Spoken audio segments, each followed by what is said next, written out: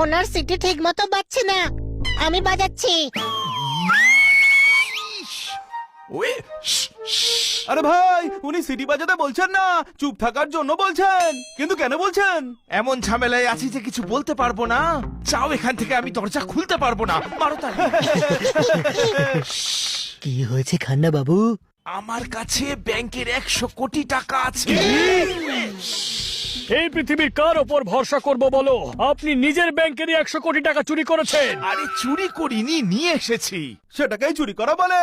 এ আপনি ঠিক করেননি খান্না সাহেব। আপনি তো মানুষটা ভালোই ছিলেন। আগে আপনি গ্রেফতার হবেন, কেস চলবে, জেল খাটবেন, তারপর 20 বছর পর বুড়ো হয়ে বাইরে আসবেন। না মুখে দাঁত থাকলে না চোখে দেখতে পাবেন। কিটিও আপনাকে ঠিক মতো চিনতে পারবে না। কি লাভ এই টাকায়? কি লাভ বলুন, কি লাভ? লোভ মানুষকে নরকের পথে ঠেলে দেয়। কোনো প্রশ্ন? তোর কি মনে হয় জোরদার?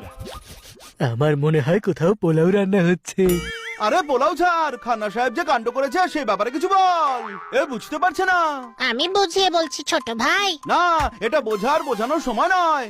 খান্না সাহেব, আপনি লুচ্চা, লম্পট, চোর, ডাকাত আরে একদম নন, ভদ্রলোক। তবে আপনি এমনটা কেন করলেন? আমি একটা জায়গা থেকে ব্যাংকের 100 কোটি টাকা নিয়ে আসছিলাম। আর আপনার মনে লোভ কাজ করলো। অন্যের সোনার থালা দেখে যে মানুষ চোখ টাটায়, সে সব সময় অভুক্তই থাকে। কোনো প্রশ্ন? আরে পুরো কথাটা তো শোনো। পুরো? আরে পুর ভরা লুচি অনেকদিন খাইনি। আরে উনি খাবারের পুরীর কথা বলছেন না, পুরো কথা শোনার কথা বলছেন। হ্যাঁ, ট্রাফিকে লেট হয়ে গিয়েছিলাম, ব্যাংক বন্ধ হয়ে গেছিল। শুনে হেড অফিসারের ম্যানেজার বললেন টাকাটা বাড়িতে নিয়ে যাও, কাল সকালে নিয়ে এসো। আরে আপনি ভয় পাচ্ছেন কেন? রাত পারলে চারিদিক নিঝুম হয়ে যায়, সেই সুযোগে যদি আমার টাকাটা চুরি হয়ে যায়। কি যে বলেন! সারা জীবন ফ্রিতে চাকরি করলেও সেই টাকা শোধ করতে পারবেন না। নিজের ভাগ্যকে পায়ের তলায় পিষে দিয়েছেন আপনি। কোনো প্রশ্ন? ওয়ে, আরে হেরে যাওয়া খেলোয়াড়কে কেন আবার হারাচ্ছ?